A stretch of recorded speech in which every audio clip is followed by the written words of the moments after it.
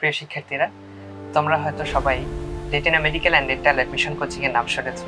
Retina medical and dental admission coaching দীর্ঘ ৪৫ বছর ধরে মেডিকেল ভর্তির শিক্ষার্থীদেরকে খুব সফলতার সাথে মেডিকেলের এই আঙ্গিনায় পৌঁছে দেওয়ার দায়িত্ব পালন করে যাচ্ছে। এর ধারাবাহিকতায় বিগত বছরে যে মেডিকেল ভর্তি পরীক্ষা হয়েছে সেখানে ৫,৩১৮টি সিটের বিপরীতে retina medical and dental admission coaching থেকেই চান্স পেয়েছে ৪,৭৭৯ জন। সুতরাং তোমরা বুঝতেই পারছো আমাদের সাথে প্রতি বছর কত কত শিক্ষার্থীরা এঙ্গেজড হয়। আমরা তাদেরকে সঠিক গাইডলাইন দিচ্ছি এবং সঠিক পরিচর্যার মাধ্যমে মেডিকেল অঙ্গনে পৌঁছার যে দায়িত্ব সেটা পালন করে যাচ্ছি। পড়াতে যে আমরা আমাদের অভিজ্ঞতা থেকে প্রত্যক্ষ করেছি এই প্রস্তুতি শুরু হওয়া উচিত এইচএসসির শুরু থেকেই, যেটা আমরা অধিকাংশ ক্ষেত্রেই করি না, যার কারণে শেষ মুহূর্তে এসে অল্প সময়ের মধ্যে খুবই বেশি পড়াশোনা করতে হয়। সেজন্যই আমরা নিয়ে এসেছি কিছু একাডেমিক প্রোগ্রাম, যেখানে আমরা সায়েন্সের বায়োলজি, ফিজিক্স, কেমিস্ট্রি, ম্যাথ সবগুলো সাবজেক্ট পড়িয়ে দিব। এর মধ্যে অন্যতম একটি প্রোগ্রাম হচ্ছে বায়োলজি প্রোগ্রাম। বায়োলজি মানেই তোমাদের অনেকের কাছেই একটি মুখস্থ পড়াশোনা,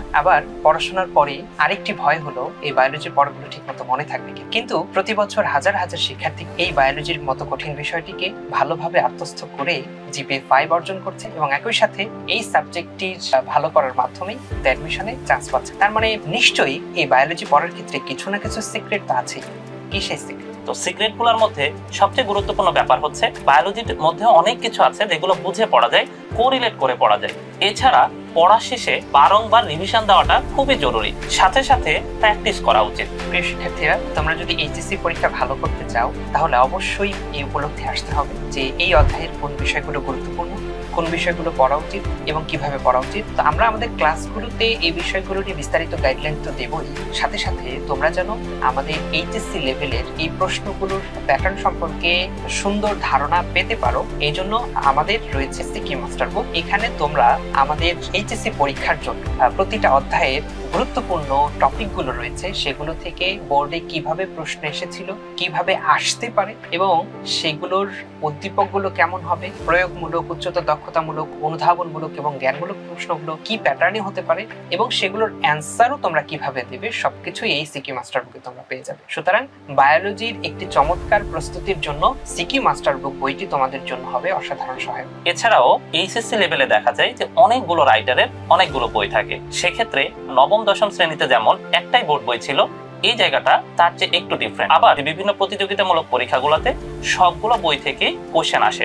একসাথে এতগুলো বই কিনে পড়াশোনা করাটাও আমাদের জন্য ডিফিকাল্ট। এই কারণে বিভিন্ন রাইটারের বই থেকে গুরুত্বপূর্ণ ইনফরমেশন গুলো নিয়ে আমরা আরো একটি সমৃদ্ধ প্রকাশনা সাজিয়েছি, রেটিনা বায়োলজি ডাইজেস্ট, যেখানে মূল বইয়ের ইনফরমেশনের পাশাপাশি অন্যান্য বইয়ের ইনফরমেশন গুলোকে আলাদা রঙে লেখা আছে।